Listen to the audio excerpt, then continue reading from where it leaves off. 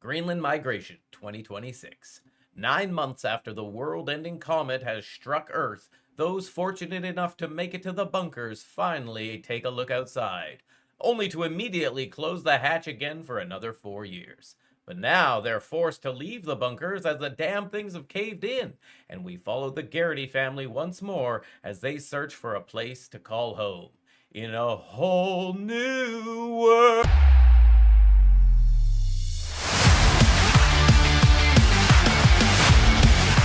Completely overrated. Hello, everybody, and welcome back to Our Rating, the show where I get together with two of my friends. We take a movie franchise, break it down by movie, give it an overall score, and throw it back up on the board to see where it lands compared to the other movie franchises. Unfortunately, this week we are not joined by Will, so it's just me and Brian going solo, seeing how we rate Greenland 2, although we will have Will show up at the very end just to give his overall score. But until then, Brian, how are you doing?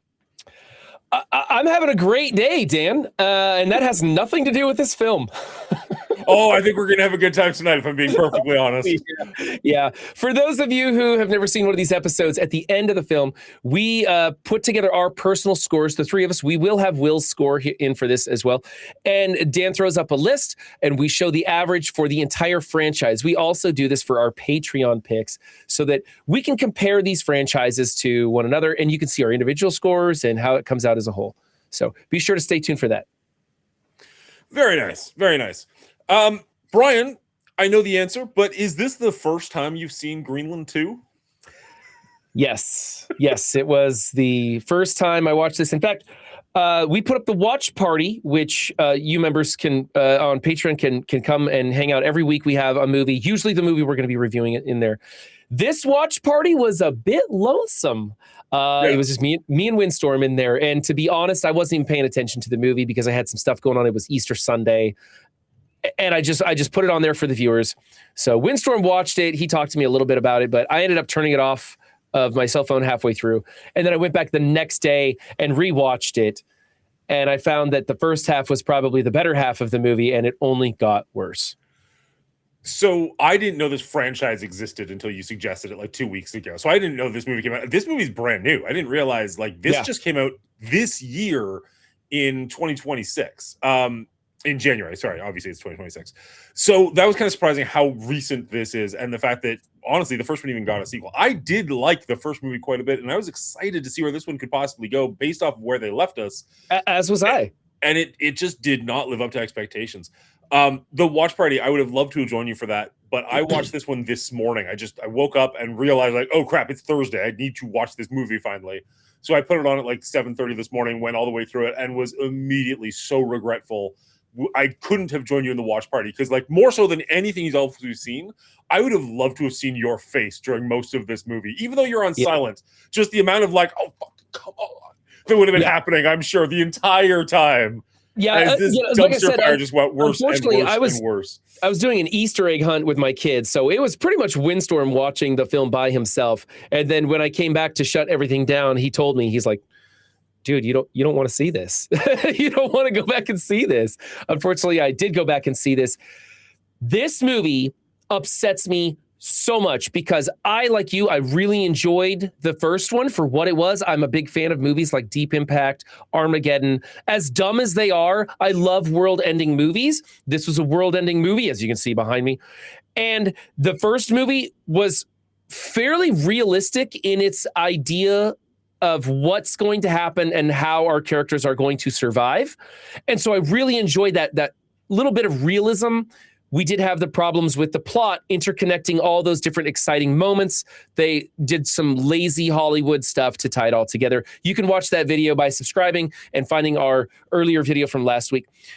This movie was Hollywood taking a big steaming dump on the franchise. They absolutely did not care at all about what was created in the first movie. They literally just destroy everything that was worked for right off the bat. We saw the same kind of thing happen going from Aliens to Alien 3, where they kill off all the survivors and just reset everything. That's what happened here. Immediately just pissed me off. It's like, what was the point of going to the bunker and surviving the initial impact and opening the door 9 months later, just to have the sequel say, nope, we're going back underground for a few more years, and then destroying the bunker and everybody that survived. I hope that was a rhetorical question because I don't have an answer, obviously. Yeah, going back, like, agreed. Like, the first movie was well done because it was so realistic and more realistic than other movies in this genre. Yes, I'll we didn't have. I'll go that far. I won't go miners on an asteroid. We had real people trying to survive in what could be a real way. Right. And then you get to this movie, and it's like almost from the very beginning. Like, this movie kind of slaps you in the face. Like, the first thing that you see is images of the world being destroyed. And I don't necessarily love world-ending movies, but I love post-apocalyptic movies. Yes. So, like, seeing the Sydney Opera House, seeing the Eiffel Tower, seeing all that stuff, I was like, this is cool. And then my brain was like, this is the end of the first movie. They're just showing you the same imagery you've already seen in the first movie. There's no new things there. And I was like, oh, that's kind of disappointing. And then you get the Gerard Butler character wandering out into the wasteland and exploring, like, the lifeboats and the wreck of this. They called it a destroyer. It looked like an oil tanker to me. I don't know. It did. Yeah, I don't know why they call it a destroyer. Right. And I was like, okay, this is kind of cool. And then they slap you in the face with this, like, oh, there's an electrical storm directly on top of you. And the electrical storm looks like all the lightning is being generated from 5 feet off the ground. And I'm just like, what are we seeing right now? Where did this come from? How does he outrun it? Like, it's like 10 feet behind him. Yeah, that's and what he's running faster than it to get to the bunker. Yeah, they did that same Hollywood thing where, you know, the runway is 27 miles long because they want to make the scene longer. You know, he's outrunning this thing, which came out of nowhere. Like, this thing blew in over like 100 miles away in like 5 seconds, and then suddenly he's on foot outrunning the thing just for dramatic effect. That was stupid, right? And that's like the first 2 minutes of the movie. Like, it just starts off by being like, oh, you're dumb, right? You're going to enjoy this because you're dumb. Yeah. No, and now we did get to one part of the movie, which I had, if you watched last week, I was asking for this. I wanted to see what life was like in the bunker and maybe have some information about who was picked and why and that sort of thing. We got a little bit of that. We got a little bit of life in the bunker, which was interesting. I could have done with maybe more or a better version of what they showed us. It just looked like really cramped quarters and angry people, basically. And then we talked about, like, the therapist saying there were twice as many therapists picked as any other type of person. That was actually a good line. I liked that. Yeah, that does make sense. And that was very interesting to me. So I would have liked a little bit more of that. And then all of a sudden we get earthquakes and we get the stupid fault line going along the ground right up to the door of the bunker, I guess to show to the audience that the bunker's going to be destroyed by that. Like, and then the tidal wave comes in after everybody gets to those boats and just kills everybody. And what was weird is these people have been living together for like 4 or 5 years or something. And you'd think that there would be a little bit more compassion, a little bit more neighborly help to one another. But immediately when they're trying to get the lifeboat, everybody's just like killing each other, just stabbing each other in the back, whatever they can do. Stealing masks and stuff. It was terrible. It was absolute chaos. It didn't feel like this was a community that survived the end of the world to immediately just ruin each other over the lifeboats. And then the tidal wave comes through and kills everybody but our cast. Well, I would assume that the other people in the lifeboats would be fine because lifeboats are kind of built to survive things like that, right? Yeah. Like, they're kind of built to roll and make. They may not be feeling well inside those boats, but they shouldn't die from that. But everybody on that beach is gone. Yeah, and they were like, the boat's going to capsize. Like, those lifeboats don't capsize. They're designed to always flip back up the right way. Yeah, that. Okay, because I was going to say, like, I'm pretty sure they can flip over, but they're designed to just roll over. Yeah, the they come right back up is how they're balanced. I'm not an expert in that. I don't know. I'll give it to them, whatever. Oh, there's a whole lot I'm going to talk about in this episode that I'm not an expert in, but I'm pretty sure I'm smarter than the people who made this film. Yeah. So Dan, after they get to the lifeboats, they go to, like, the mainland with this stutter step of transition, like they run out of gas or whatever, and they're just kind of like, are we gonna make it, are we not? Run out of gas, nothing. That gas is fucking liquid at this point. 5 years later, there's no way that gas is working in the beginning. Yeah, no way it's working in the first place. Water. But okay, sure. Also, lifeboats can travel roughly 10 knots, maybe 15 at best. It's going to take them 17-ish days to get to England from Greenland. This is one of the few things I did look up. They say specifically they've got rations for like 5 days. Yeah. There's no chance they're making this trip, let alone the fact that I don't know they know which direction they're going. And the currents have reversed or something for some reason that they didn't really explain. So I don't know. Because it probably helps push the boat towards England. Like they probably had to explain like the water's going to help out, because otherwise they just go back to Greenland, right? Like they just get pushed back the way they came. If they had 5 days of rations in the boat, how come he didn't secure that the first time he went through the boats? That would be something you'd want to take back to the bunker, right? Yeah. So that's a great point, actually. None of it makes any sense. He like pokes his head in the boats and looks around. Nope, nothing here. I'm out. And then later they have a gas that works after 4 years, food for 5 days for like 20 people. Like that's a jackpot find for him out scavenging. It was dumb. Instead, no, he's like, I'm going to use this 1.25-inch wrench. Wow, this is great. Like, come on. It was just stupid. Oh, jackpot. I was like, you don't have tools? You pass up all that food, but you're looking for tools? Just lots of stupid stuff. Like, this plot was so full of holes.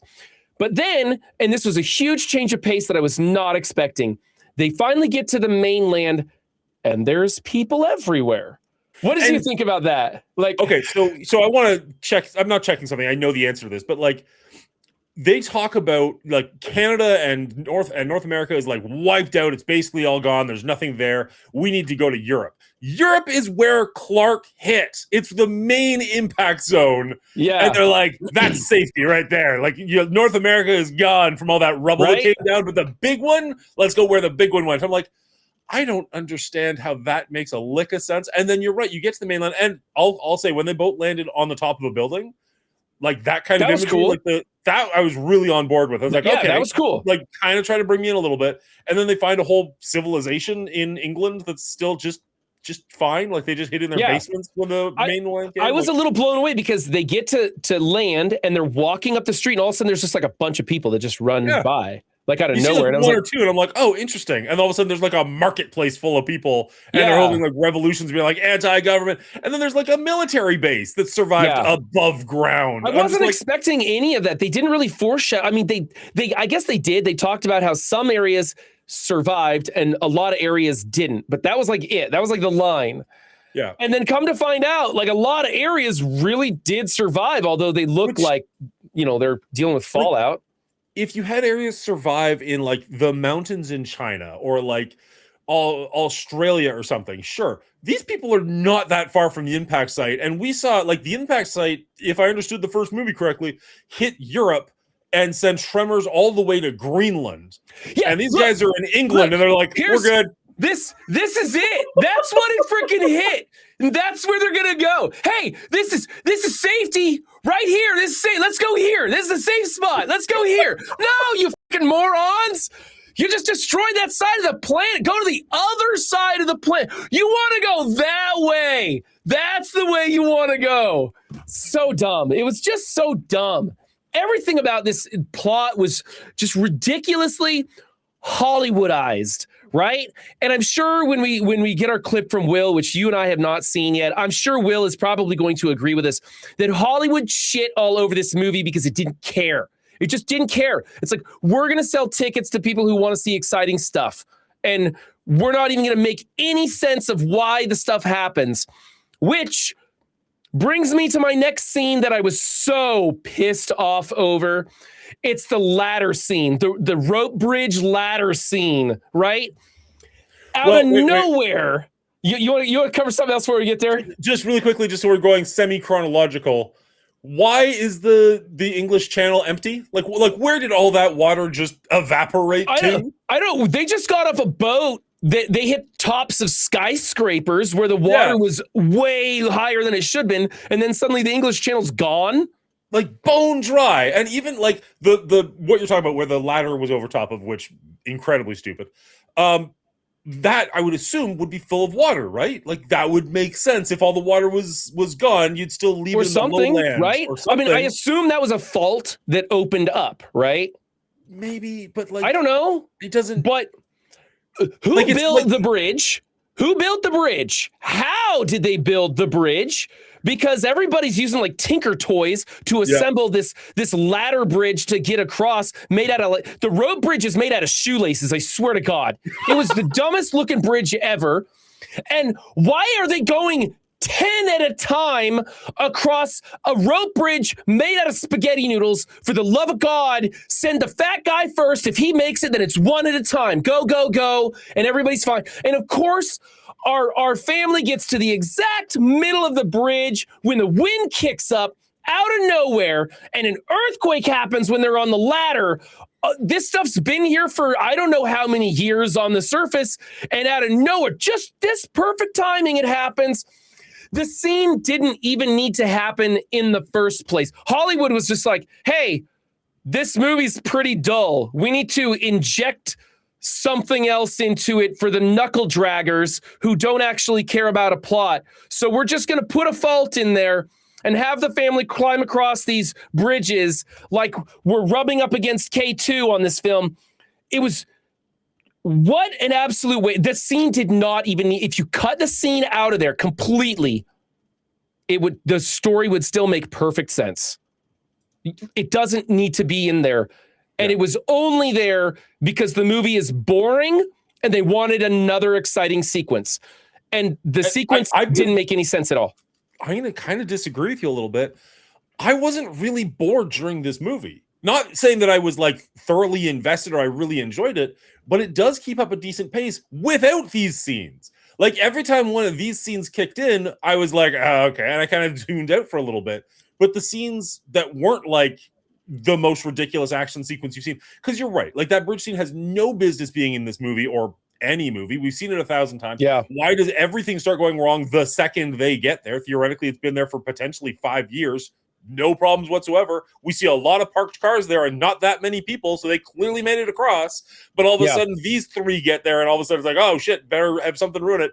And it's not just like the wind knocks them over. Like the island in the middle starts crumbling and falling down. Like that whole area is getting destroyed just because they happen to be there. And you're just like, I hate this so goddamn much. But them just like existing in the world, as I said, maybe it's just me because I like these post-apocalyptic movies. You're right. I don't have a problem with it, but that shit pisses me off. Yes, as far as seeing the world and experiencing the world, that's what this movie should have been. Right. They should have dropped the high-octane bullshit and just got to know these characters as they survived in the aftermath of this. That would have been interesting. It wouldn't have been this intense adrenaline rush that the first one was, but it could have had heart and character and been very interesting, and I would have enjoyed watching it. But this was just like, let's try and make adrenaline junkies get their fix here with no thought whatsoever about how to put these scenes in. The whole thing with The Walking Dead, isn't necessarily about the zombies. It's about like humanity is the worst thing that's going to happen to humanity. Like they're the thing that's always scary. It's Negan. It's the people who wear the face masks, stuff like that. It's the cannibals, the zombies. We figured it out. That's done. That's over with. Same thing with this movie. The comet came. It ruined the earth. Cool. Moving on. Now, how are we going to get to the next thing? How are we going to survive? And instead, the comets apparently portions of it are just circling the planet, just falling down randomly when the movie gets boring. Right off. Some of the best scenes in the first movie were the interactions between the humans, right? The kid getting kidnapped from his mother and then later being rescued kind of by the soldiers when he speaks up. Those are some of the most powerful, evocative scenes in the film. And it didn't have anything to do with the comet other than the comet is what set the scene, right? Yeah. That's what I wanted from this. I wanted, how does life work in the bunker? How does life work out of the bunker? Show me some exciting stuff where you're dealing with conflict between human beings. That's what we need. And yeah, we could maybe put a meteor shower or something in there once in a while or deal with radiation exposure or something. You could have had the fissure be in the middle of England or like London, let's say. So there's still this deep thing they have to cross. But instead of it being this rope bridge that makes no sense, it's like a building has fallen down. So you still get the tension of we have to crawl over this thing. There's death coming. The kid's afraid of heights. But it makes more sense in my brain. And then the building could just be crumbling because it's a freaking old building hanging over a gulf. Yeah. That would make sense. You don't have to implode like the wind is kicking up and like everything's getting worse. Like it's just it's I'd have been fine with that. insulting to your intelligence, and it just bothers me. Yeah. Or just have the car going across a rickety bridge that's been hit with a meteor and it starts to crumble or something. I don't care. Anything. You're building ideas better. Forget what I said. But either way, the scene sucked. It shouldn't have been in here, and they kept doing more and more scenes like that. Yeah. Yeah. Did you do any research on the radiation that they kept talking about? Was that because maybe nuclear power plants got destroyed? Well, so we kind of discussed that last week. I didn't look into it all that much. Windstorm sent me something, and I was reading in about that. See, I'm of two minds, because he went into some scientific knowledge about like what comets are and whatnot, but theoretically, with the universe being infinite, we could get hit by anything. It could have anything on it. Like, I'm not opposed to being like, okay, the meteor is radioactive because of God knows why. It is what it is. The world, the universe is infinite, so be it. Like, I'm okay taking certain leaps when the movie presents itself and just says, this is what's happening, be with it. And I'm like, okay, cool. But the problem is, for whatever reason, Greenland, where the comet did not strike, is radioactive, and he's getting lung cancer from being outside. And where the comet did strike is, spoilers, the Garden of Eden. And I'm just like, I can't wrap my brain around how these two things make sense in the same movie. Like, either the comet is like the building blocks of life and it connects with, the ocean or whatever, and it's fertile. Great. Okay, so be it. Why is the rest of the planet going nuclear then? Unless it's the power plants, but like, explain that in some way. Yeah, explain that in some way, because to my knowledge, kinetic energy from an impact of a rock does not create radiation that I know of.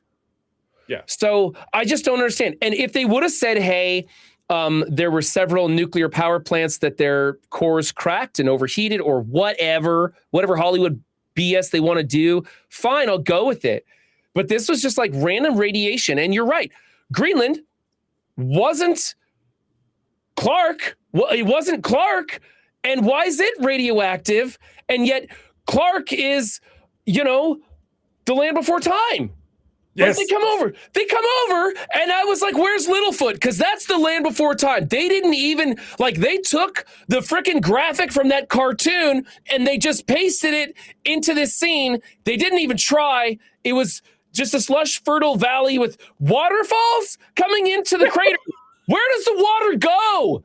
If the waterfall has been filling up the crater for 5 years, you have a lake. That's it. This is dumb. Somebody take the scriptwriter outside and slap them in their face. I'm loving this episode. So I want to go back a little bit, because we did kind of just jump ahead a little bit. A ways, yeah. What do you think about the fact that the original Nathan died in the bunker and they just found another kid and named him Nathan? Because this kid is not the same actor. This kid does not have diabetes, and this kid aged way more than he should have in 5 years. The original actor is 7, and this guy specifically says, I'm 15, and my brain is like, 7 plus 5 does not equal 15, my friend. This kid mentions one time he needs his insulin, and they grab pills, and he's fine the rest of the movie. I looked this one up. Insulin has an incredibly short shelf life, especially if it's not refrigerated. But even refrigerated, it's got like a 1 month shelf life. This kid is fucking dead. There is no way Nathan has made it this far, which is why they didn't want him in the bunker in the first place. But it's fine, because we replaced him from the kid with Jojo Rabbit anyways, which is, a pretty decent actor, all things considered. But like this, they cared so little about this movie that they completely forgot one of the main plot points of the first one, which is this kid has diabetes, and how long they were in the bunker for, because he goes from 8 to 15. They just don't give a shit. And if they don't care about this movie, why the hell should we? Yes, 100% in agreement with you. So many things wrong with this film. Chat was talking about Iceland not being there. They mentioned apparently twice that Iceland isn't there. Iceland is gone, as they say. And I didn't understand why. Like, that was kind of weird, even though technically this movie was filmed in Iceland, not Greenland, but whatever. I don't know if they meant that it's ravaged, gone, like it's or literally like struck. it's Atlantis, or if Yeah. like it's like sunken, or if they meant it's gone, as in like civilization's no longer there, but Yeah. the island is still there. They didn't really explain that, but it's fine. We're not going there anyways. So Yeah. So one big issue that I had was right off the bat, Gerard Butler, John Garrity, he's got a cough. He's got the Hollywood cough where you know he's going to die. he's coughing, If he you see doesn't- blood, you go, oh, he's dead. Yes. Yeah. You know he's going to die. And so they set him, they show the audience, hey, he's going to die. We want to soften the blow for later in the movie when we shoot him and he dies a couple days earlier than he would have died, which isn't really a big difference. It was just a more dramatic finish so that they could have him fall over after clearing the top of the crater and seeing the lush valley below. And then he could die with his family and they all cry holding his head or whatever. Pissed me off. It was like, don't give him the cough. Let's let him die at the very edge and it be a true tragedy where he was this close to making it and he didn't. That would have been way cooler to me. They didn't have the guts to pull that off. I hate when they do that. Yeah. In The Edge of Tomorrow, there was a script where the lead, Tom Cruise, dies at the end. And they said, no, that's too dark. We're going to let him succeed and win and live through this. I think Edge of Tomorrow would have been way better had Tom Cruise died. And they do that in Hollywood. They're afraid to kill characters in a tragic fashion. And I think true tragedy and heartbreak adds that emotional character to a movie. This movie had no emotional character whatsoever. They were afraid to kill this guy off in a good way. And that upset me. His cough, the radiation for no reason that caused him to have this cough, which they didn't even explain what it really was. He just told his wife, I got 6 weeks to live, and that's it. I don't know. What do you think about him and his medical situation and then in them ending him at the end of the movie?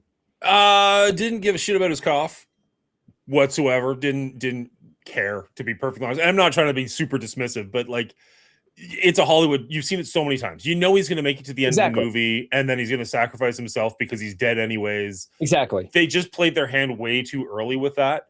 I would have liked at the very beginning when he goes out. We're backtracking a little bit. When he goes out to scavenge, if like 5 people had gone out, even if they went in all separate directions, just show that it's not just Gerard Butler's character that's like the only person doing this. Yeah. That's a little thing, but that would have made me feel better about the fact that like, no, we're trying, guys. Everybody's got a role. He's the engineer. He fixed the water supply that would have saved their lives for months to come had they not immediately just destroyed the whole bunker the next day. Why is he the dude scavenging the beach? Why not have somebody else that job? How about somebody who wasn't selected and got into the bunker without a wristband? They don't have a reason to be there. That's the guy who gets to go, dig around. I don't know. It's just, we'll let you in, but this is your job now. Yeah. You're going to be the janitor because we didn't assign a janitor to the bunker. Yeah. Stupid. Could be not bad. I mean, I don't care who they get to do the job, but Gerard Butler shouldn't have been the guy doing that job. No, it's a Gerard Butler movie, so he's the one doing it. No. Yeah. It would have been better if it was his wife, At least she didn't have a reason for being there. She was just married to the guy who got... she was on the council that decided to let people in. So, I did like that letting the people in wasn't the thing that destroyed the bunker. Yeah. That would have bothered me more. Like, I didn't love the earthquake, but I could appreciate the earthquake more than if it was like, oh, we let people in. Oh, what a terrible idea that was. I shouldn't have trusted people. That's where I thought we were heading, because clearly they're leaving the bunker. The movie's called Migration. Yeah. But I was kind of happy they didn't take that route. I didn't expect them to be like villains or something they let in. I think that would have been cool. I think that would have been better than the earthquake myself. So I kind of like that idea. I don't like the idea that trusting people is how you die. You know what I mean? Like it's so overdone. And honestly, the entire time in this movie, everybody is just really full of trust, almost to a fault. Now I'm kind of going back on what I just said. Maybe if the people at the very beginning had been untrustworthy, but then everybody else was trustworthy that they met, maybe that'd be something. I don't know. But like every person they meet along the way, including their like friend who lives in England, who like out of nowhere, like, oh yeah, we went to grad school together, whatever that was. I'm like, who is this person? Like, Yeah, why do you know somebody in on the England? radio 9 months ago. No, there was like a connection. Like they used to hang out or something. Like they knew. Oh, really? Oh, I must have missed that as I was trying not to fall asleep. Fair. And then they meet the French guy who's like, hey, I've known you for 12 minutes. Like, here's my daughter. Take her with you. I'm like, okay. maybe I'm not trusting enough, apparently. The 12-year-old, 15-year-old son, he wasn't questioning it, though. He was pretty excited. No, he was very on board. There was a weird, like, they were like, had a connection at the beginning, which was, hey, if you're ever trying to get a girl under a blanket, all you need is some stars drawn on that blanket, a flashlight. You could just, there you go. I don't know how that worked, but whatever. But then, like, they had a connection. If you're in the post-apocalypse and your numbers are limited. they had a connection, and then later it seemed like a couple's quarrel was happening, but we didn't have any information on it. Like maybe that scene got cut out. I kind of assumed that was to do with the fact that she just lost her parents. So like she's at home with her parents and they're kind of have a connection, and then she's all of a sudden on the road with these strangers and she's just not feeling quite as comfortable. That's why I assumed. I guess. I don't know if it was a lover's. The fact that that's ambiguous is a problem, right? That should be obvious to the viewers. We should be able to understand what these emotions are that we're seeing on the screen. I thought they were having a lover's quarrel that we weren't a part of. You thought it was leaving her family. There were other moments where she was really happy that she was going away. You know, it seemed like she wanted that to happen. Not that she wanted to get away from her parents, but she was okay with migrating. So I don't know. I'm sure there's some amount of like feeling stuck for years. Like your mom is clearly sick and dying, and like they're your parents, but like it's time to move on with your life at some point, right? Like at some point, how long do you want to live in this garage with nothing? Well, here's the thing, Dan. If it's your daughter and your wife is in a wheelchair, do you give away your daughter to a stranger you met 24 hours ago, who, by the way, has a son the same age as your daughter? Or do you figure out a way to roll your wife to fucking safety? I think I tried pushing my whole family. Like, I try to stay together. I'm not giving my kid away. You have daughters, I have sons. So yeah. My kids piss me off every once in a while. I might shove them out the door regardless of who's out on the other side. It's really tough. That's a really good question. Because like, okay, so first off, in this movie, unlike the first one, I wasn't putting myself in like any of these situations. Neither was I. Rolling my eyes the entire time. Nope. Not so really. This is the first time I've really thought about this. I've got 3 daughters.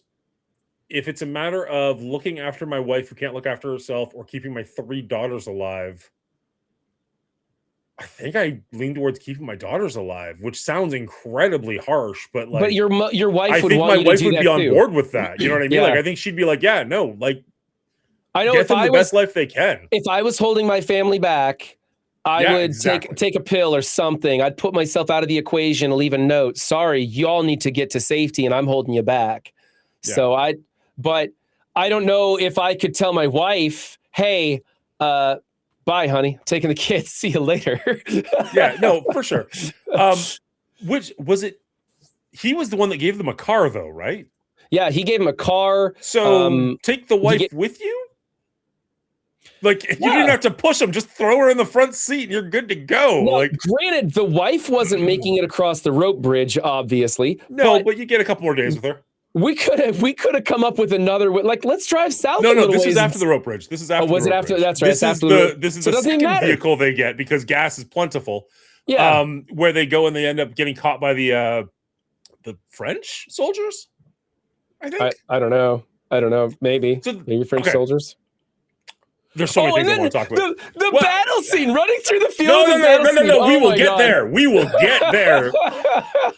Because, like, okay, first off, to answer your original question about Gerard Butler, his cough couldn't care less about. The ending scene where he does get shot was very interesting to me, and maybe you'll have a different take on this. They're fighting over a rifle, right? Like, it's a long-barreled gun. It's not a pistol, hunting rifle. And you hear 2 shots, and with those 2 shots, he gets shot in the belly, and the other guy dies.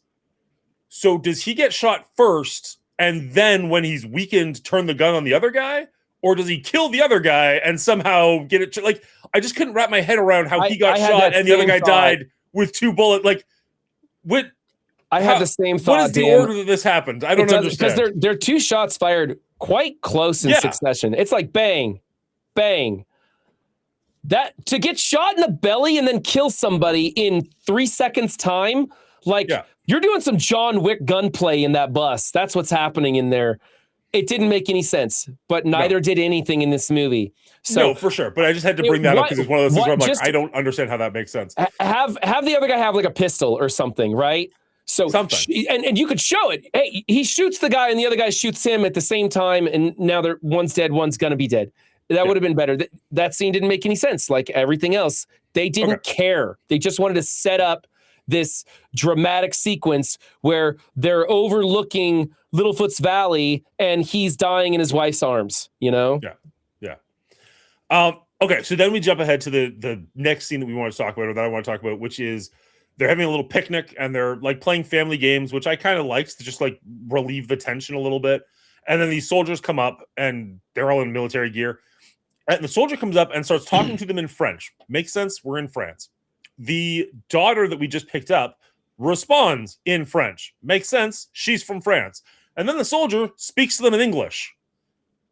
Why? Like you started communicating in French. They responded in French. Oh shit! I better speak English to these people. I'm just like, the fuck is going on? Yeah, and didn't John Garrity try talking to the guy in English at first and wasn't getting anywhere? Yeah. And then out of nowhere, the other guy, I don't know, maybe we swapped a character and they came in and we didn't see it, or that got like a bad edit in the film room or something, and we did have a different soldier come in who speaks English. I don't know. It was an awkward greeting that didn't make any sense, like the rest of this movie. Yeah. And it was dumb. And then she's like, hey, this is my dad. He's friends with your commander, and your commander's supposed to get us across this war zone. Go ahead, Dan. You take this rant for me. This incredibly brave and genuine soldier is like, oh, your dad knew this guy? Cool. I'm going to walk you and these civilians directly through the middle of a war zone at night.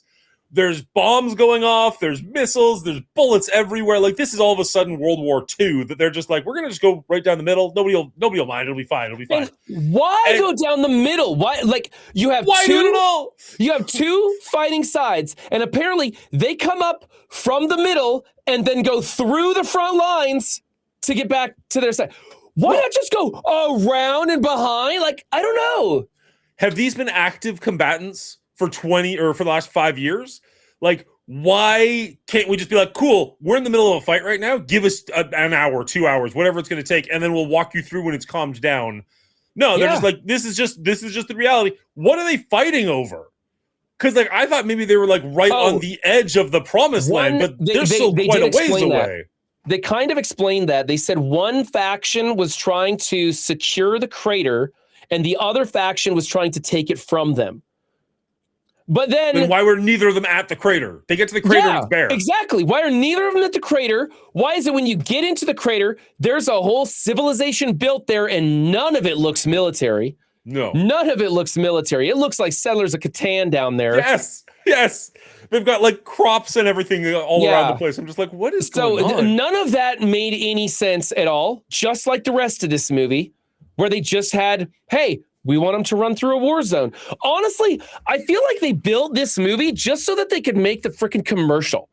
Like they just took all the clips of this exciting stuff and then put it in a commercial, and you go into the theater like, wow, this is going to be an edge of my seat movie. No, this is going to be a stupid movie. Yeah. They finally make it through the war zone. They get to the commander that's there, and he's like, hey, this is a friend of a friend. You're going to give us safe passage to this area that you're fighting over.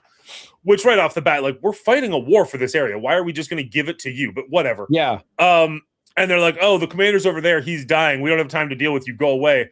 And Gerard Butler has the fucking gall to say, we've been through a lot.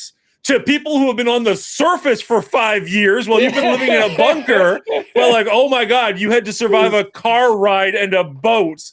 Oh, you've had a really tough time, Gerard Butler. And the bridge. Oh. And the bridge. And the bridge. It was so dumb. These guys are in an active war zone. His commander is bleeding to death right over there. We've been through a lot. You know, we had wine the other night.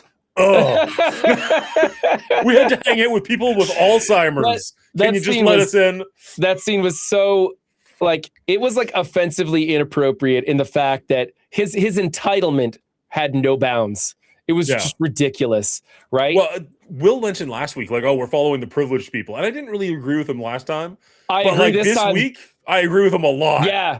A lot of what you guys were saying about last week was just turned to 11 in this episode. Like you were talking about how the lazy writing just to get from action scene to action scene to action scene. The first movie I connected with the characters more, so that didn't bother me as much. This one was literally just like a string with just action sequences tied along it. Just there's nothing to get to it other than just there was no good acting, no sequences where the only emotional sequence was John's death scene, right?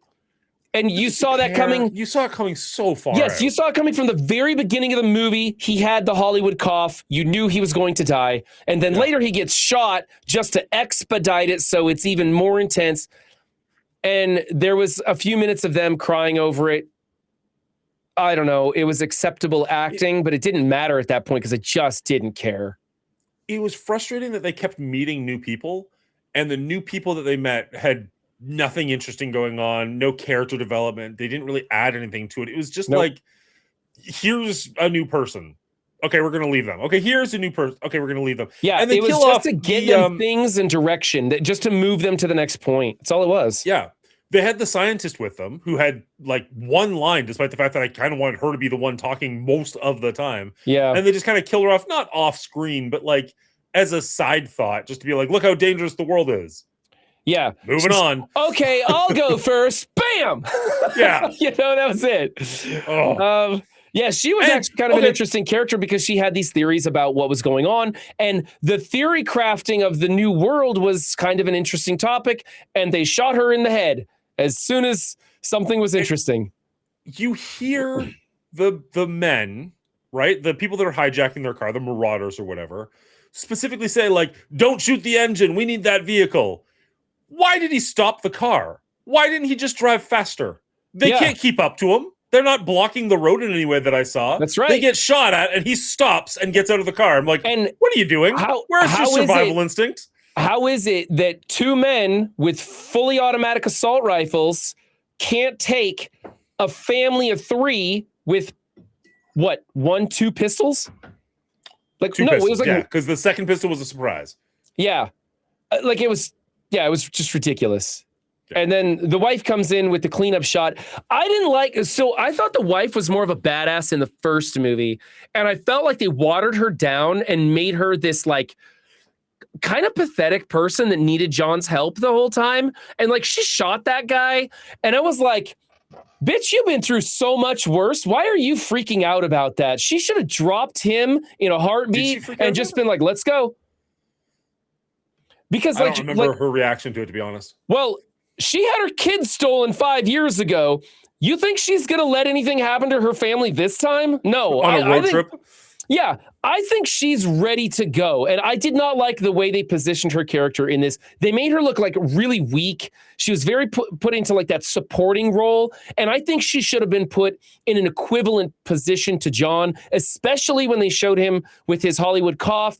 She should have been taking point in a lot more situations.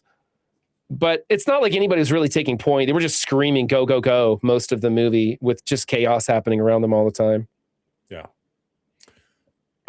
As far as the actual crater goes, and this is where my scientific knowledge is going to fail me horrendously, so I'm just going to get your opinion on this.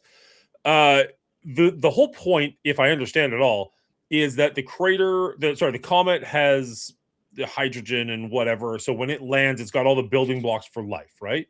Yeah. But it doesn't have seeds or, things that we actually have on this planet. So, is it creating new life? Or no, where is that life actually coming from?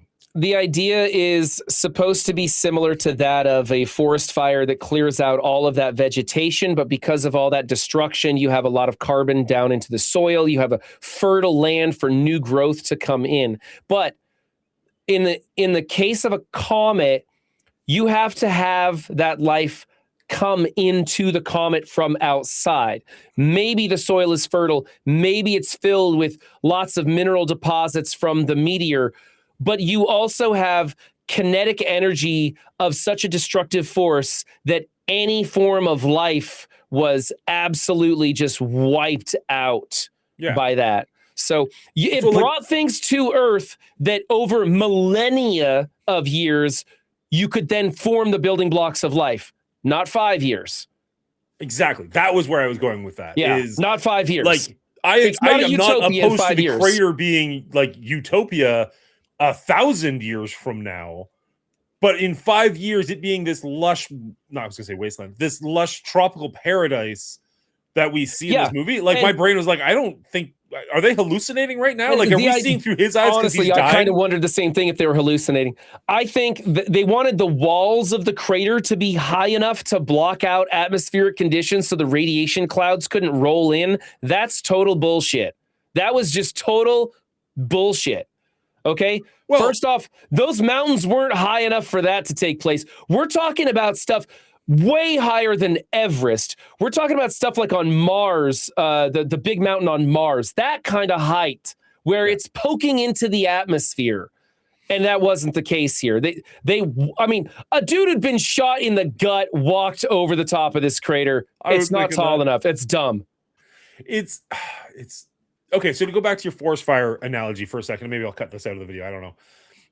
Forests are designed over a millennia to specifically deal with that. Like there are certain acorns, I think it is, or one of the seeds where like the fire is what actually preps it to grow, right? Like it has to actually like heat up to the point where it cracks its outer shell. Well, I mean, it's not even that complicated. Like it just burns everything on the surface, but there's seeds and all sorts of nutrients in the ground that everything grows back out of. And because there's no trees blocking the sunlight anymore, you get lots and lots of fast growth right off the bat, right? It just makes the space and adds already. Nutrients. Yes, the life is still there. The life is there. Yes, there's no kinetic impact. Everything is just gone. Yeah, you're past the mantle. You're through the crust on that impact. Everything is absolutely destroyed beyond what any kind of nuclear weapon we could create right now. Yeah. You know? Well, that's not true. There was actually a period in time after World War II where we literally created what was called the backdoor bomb. It's a bomb so big that it would destroy the entire world in one go. And you don't transplant it to your enemy. You launch it. You just detonate it, and it destroys the entire world. And there was a group of people actually trying to make a backdoor bomb so that we could tell our enemies, if you mess with us, we'll kill ourselves and everyone else. But it was a little too chaotic, even for us Americans. And so they shelved that one. It's called like the sunshine bomb or something like that. I forget the name of it. You can look it up. It's actually a real thing. A backdoor bomb is crazy. I somewhat believe you. And also I'm just like, that's 100% an American thing. We were like, we're not going to lose. Didn't want to be the one to say it. We're not going to lose. We'll take them all. We'll go full predator on your ass. If we're dying, everybody's dying. That's what it was. So, but yeah, the meteor strike had to have destroyed everything. And then life forms in a meteor, in that crater over millennia, over eons, right? Yeah. So yeah, it was, I get that they wanted to have Gerard Butler and Marina Baccarin and whatnot still be alive, but everything in this movie felt so sped up to get to where they were. It just seems so ridiculous to me. If you like what we do and you want to help support us, consider joining our Patreon. There's a link down below. Thank you to our producers, as well as our executive producer, Dino, and our head writers, Elder JM990, Miss Hillary, and Real Bubba Hotep. Thank you all very much. I think the first movie is definitely worth watching. It's entertaining. It's got some exciting sequences. It's got its faults for sure. These world-ending movies are tough to make a decent plot out of, but Hollywood didn't try at all on this one. They had an opportunity to make something interesting for us to watch. They decided that they weren't even going to try. This is absolute garbage. The exciting sequences aren't even that exciting because they're so absurd. They're just so ridiculous and dumb and unnecessary that you're just rolling your eyes until you want to just turn this movie off. Honestly, I would have turned this off but I had to finish it so I could rate it. This movie gets a 31 for me. Do not go see this film. All right, this movie was the worst thing about this movie was the potential left over from the first movie. So I left the first movie thinking this could be a really nice starting place for this one. And instead of doing anything with that, they just kind of crapped all over their possibilities of what this movie could have been. And they didn't even make a good sequel in the sense like going a totally different direction. It was just bad. The music, I don't even remember, just uninspired. I don't really care. The cinematography, I'll give them actually some pretty decent points for. The movie did look really good. I liked a lot of the scenery that we got. Unfortunate that so much of it was left over from the first movie, but like the scenes in England where like the water is raised up and they're landing on top of the buildings, I thought that looked really cool. I don't really understand the English Channel not being there, but it did look decent. The crater was silly, but again, like looked okay. Like all the imagery did look good. So I do give it some points there. The acting, I mean, I know that these are good actors. I've seen them in better movies, but they just had nothing to do. And that's really unfortunate. And that leads into the plot. This is the most tired, boring, get from A to B and try to avoid death along the way plot that there is. We talked about the cough. We talked about there's nothing in this movie you haven't seen before from a script perspective. And that's really disappointing. And my enjoyment on this one was not zero. I will give that I did enjoy certain parts of this movie. It kept trying to pull me back in before kicking me back down and realizing like, no, this is not made for you. I didn't hate. I wasn't bored. But the problem is I wasn't bored because of how hard I was rolling my eyes most of the time.